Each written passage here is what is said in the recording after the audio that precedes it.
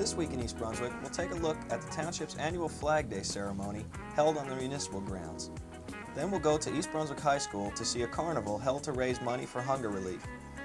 Next, it's over to Frost Elementary School and a visit with 5th graders as they're given a presentation on animal care by East Brunswick Township Animal Control Officer Mike Mansfield. And of course, our regular features. On Kids' Comments, this week Talia Bashi reviews To Live a Lie. Ken Shalhoub's Health Facts has a warning for sushi lovers. And consumer advocate Adrian Eisner has information on buying condos and co-ops.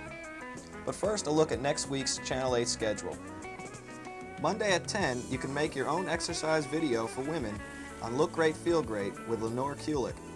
At 10:30, Target with Paula Durant and her guests from the Serve Centers of New Jersey. And at 11, a repeat of This Week in East Brunswick. Tuesday at 7 p.m., it's Check It Out, the new library-oriented show produced by the libraries of Middlesex County. At 7:30, John Megliaro gets a golf lesson at Tara Greens with pro Mike Bonatate. And at 8, it's You and Your Money, exploring equipment leasing tax shelters. Wednesday at 3, it's Stories from the Library. Repeats of Check It Out at 3:30, and Look Great, Feel Great at 7 p.m. At 7:30, For Ark's Sake, with photographer Ted Bonavito, and at 8 p.m., a repeat of Monday's Target. And we'll be back Thursday at 7 and 8 with an all-new This Week in East Brunswick.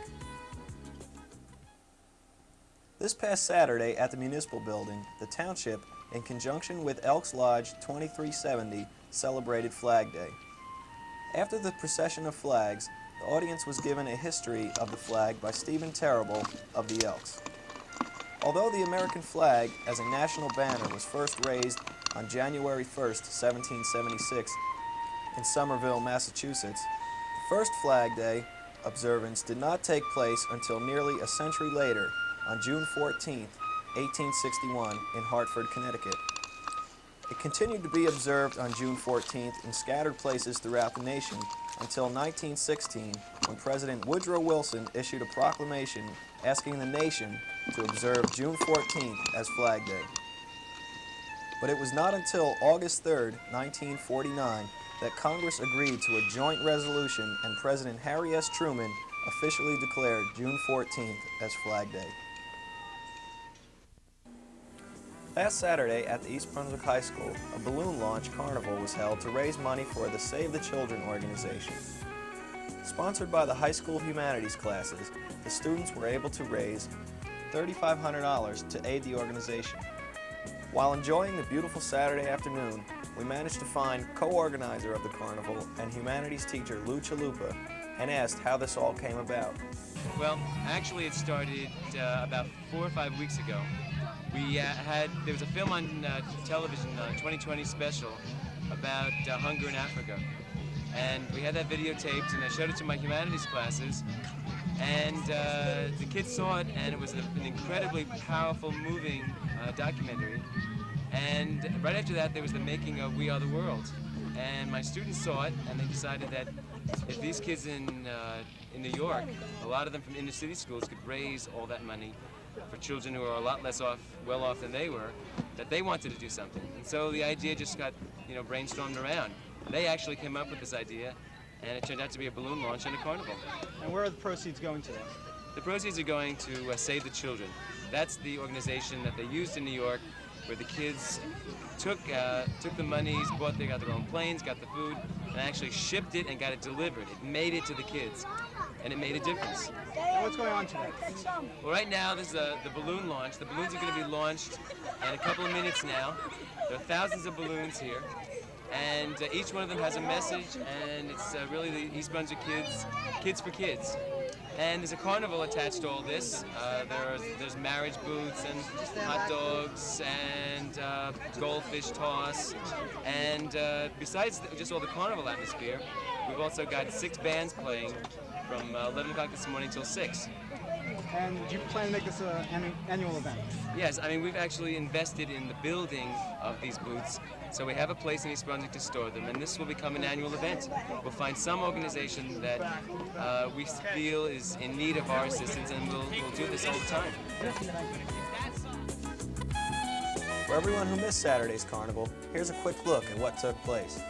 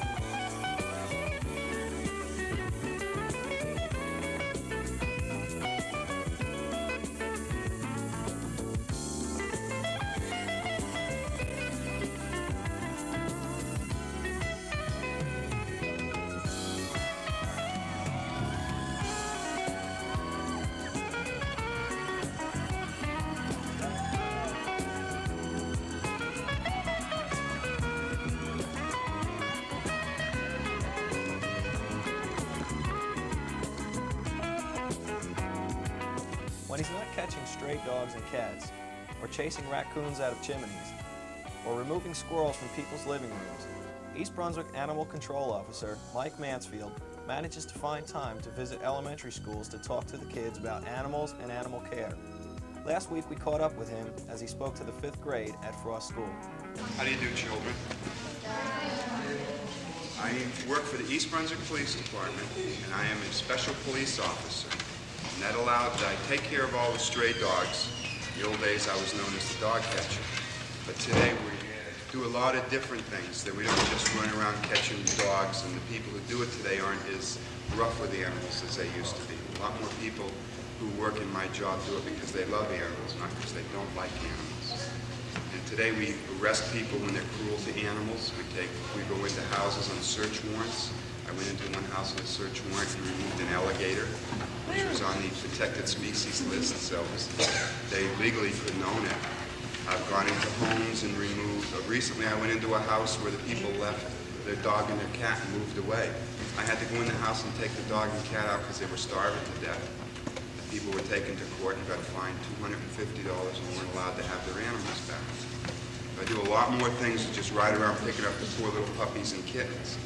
And when you see me riding down the street and picking up a puppy or a kitten, first thing everyone says is, are you going to kill it or are you going to kill it? Well, animal shelters do put animals to sleep still, but we put to sleep a lot less animals than we used to because now people are taking better care of their animals and they're spaying or altering their animals so that they don't have puppies and kittens. You have your own dog and your own cat and they're your pet and they live with you a good, strong, healthy life and don't have any more babies. That's less little puppies and kittens I have to worry about. At one point, for every person that came to look for a puppy or a kitten, 20 of them came into the shelter. So that means we could find a home for 1 out of 20, and that was every month. After a year, we had over 1,000 animals that we couldn't find homes for, and expecting another 1,000 to 1,500 the next year after that. And that's why shelters put them to sleep. As more animals come in, then we can find homes for it. And we feel that it's cruel to lock dogs up in cages for the next 15 years, plus there's just not enough cages to lock them all up in. We would rather than be home playing with children, having a good life, than just sitting in a cage with 20 other dogs and never getting played with or kissed or hugged or talked to or anything like that. And I'd also take care of bats. I take care of deer, fox. I've been in cages with tigers and wrestled with tigers. I take care of snakes. I've even had 9-foot snakes. What else have I taken care of? Elephants. I've handled just about in this town alone, I've handled horses, cows, sheep, goats, alligators, frogs.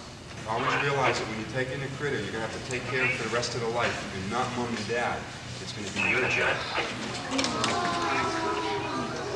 This is a baby bear. This is a baby raccoon that I pulled out of a chimney with 3 others on, this was off Riders Lane. I forget the name of the court now, Amanda Court, I believe it is, off of Riders Lane. We didn't want to take them out of the chimney. When people call us up and tell us there are raccoons in their chimney with babies, we ask them to leave them there until the babies get old enough to leave on their own with the mother. Then we chase them all out and put a cap on the chimney. But these particular people wouldn't wait. So we had to take the mother out. And obviously she ran into the woods and got lost. And we had to take the babies out and their eyes weren't even open yet. They were only this big. And this is one of them. Now you can see how nice and friendly this raccoon is, right? You can see how nice and friendly this raccoon is. But when he gets about 2 years old, he'll tear you apart. All wild animals go wild. They don't stay friendly for the rest of their life. They want to be free, and they want to have babies, and they want to have mates. And that's why they'll turn mean after a while. Now I want all of you to remember one important thing. I've got a few critters and children are going to walk around and let you touch them. And there can be no screaming and no jabbing or nothing. Just give them a little touch, gently, because we don't want to make them nervous. If they get nervous, even a little baby like this will bite out of nervousness. We don't want the animals getting nervous, and we don't want any problems. So you treat them. Just picture yourself on my chest, this big.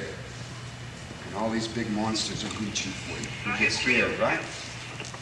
Treat him the way you would want to be treated. There are many, many illnesses you can get from critters, and there's many illnesses critters can get from us. But if we're all nice and clean all the time, then we don't have to worry. In addition to the raccoon, Mike also brought a squirrel and some rabbits, plus a few of his tools he uses to catch and control animals. After his visit with the kids, Mike explained why he comes to the schools. I try to teach them humane education, teach them pet responsibility. When they become adults, hopefully they'll be more responsible pet owners within a neighborhood, and maybe a lot of animals won't die out of ignorance from the people have towards critters. What grades do you think that you should target on?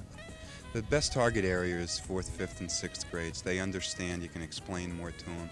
Their attention span is longer, and they just remember better. When I do the kindergartens, it's a matter of 15 minutes, let them pet the animals, and then I leave. Are you getting asked back every year, pretty much? Oh yeah, Mrs. Miller here has been asking me for 9 years now. There's certain few teachers that really like animals and want their children to know more about the critters and the animals in the area, and they do continually call me back.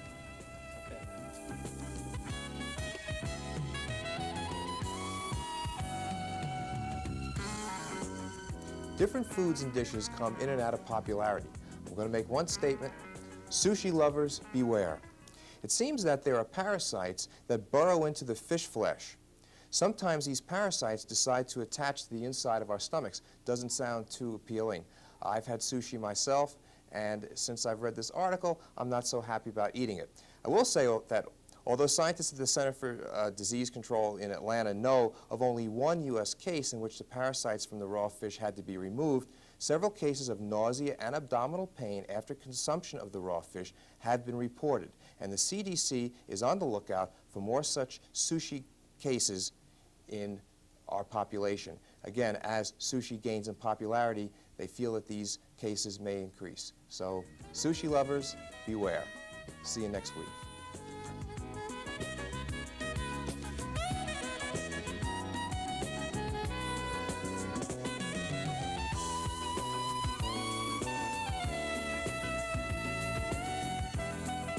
Hi, I'm Bashi, and I'm reviewing To Live a Lie by Annie Alexander. Her first name was really Noel, but she told the kids at school it was Jennifer. This was Noel Jennifer Henning's first lie, but she didn't think it was her fault. What else could she do after her mother had made fun of her name and told her new friends that Noel was a mistake? The second lie was telling her friends at the new school that her mother was dead. It was almost true. After all, even though her mom said, "Come back to me as soon as I can manage it," her mother had left Noel, her brother and sister, with their father when they separated. Her mother said she was going back to college, but Noel felt that her mom should keep her kids no matter what. Soon her lies kept Jenny from doing the things she wanted with her friends. Jenny felt that she was doing all the work at home. Without a mother, she was in charge of laundry, food, and taking care of a sick baby sister. She couldn't be honest with her friends about what was going on, and her father certainly didn't understand any of her problems. When Jenny received a birthday package from her mother, all her angry feelings came to a head. Who wants a birthday present from someone who doesn't really care about you? This book was very exciting, especially toward the end. Annie Alexander makes her characters extremely realistic. I'd recommend this book for kids ages 10 to 13.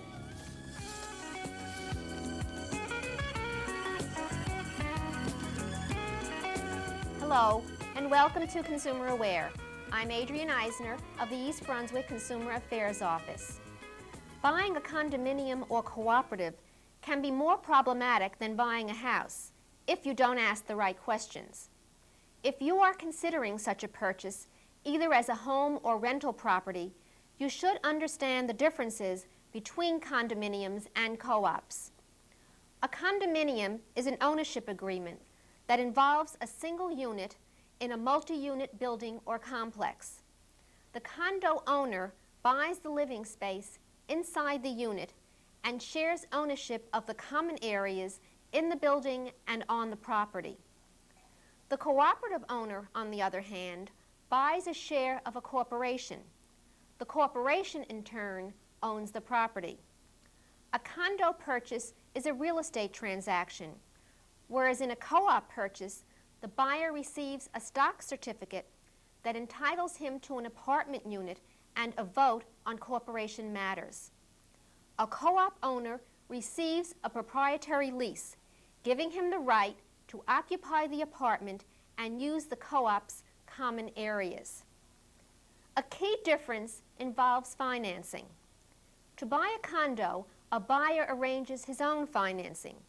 With a co-op, the complex is financed as a whole. Before making a decision to purchase a condo or co-op, you should follow these guidelines. Investigate the reliability of the developer. Learn how state and local laws define condo ownership. If you are buying a condo, obtain from the builder, developer, or seller the condominium declaration, which contains a detailed description of the unit and the entire complex. Get a copy of the Condo Association bylaws and house rules. Learn the association's current and proposed budgets, making sure that there are adequate reserves if a new roof is required or the electrical system needs an overhaul. Make sure you get a statement of the monthly condo fee, checking that the current owner, if you are buying a resale, does not owe back dues. Before buying a co-op, you should check with the Owners Association to review restrictions that apply to the owners. Some co-ops have the right to reject potential buyers. This could make reselling your unit more difficult. Also, subleasing the unit might not be permitted. If you would like additional information on condos or co-ops, please call us at the East Brunswick Consumer Affairs Office. We're there daily in the municipal building from 9 a.m. until 5 p.m. Our telephone number is 390-6954. Thank you so much for joining me on Consumer Aware. I hope I'll be seeing you again next week.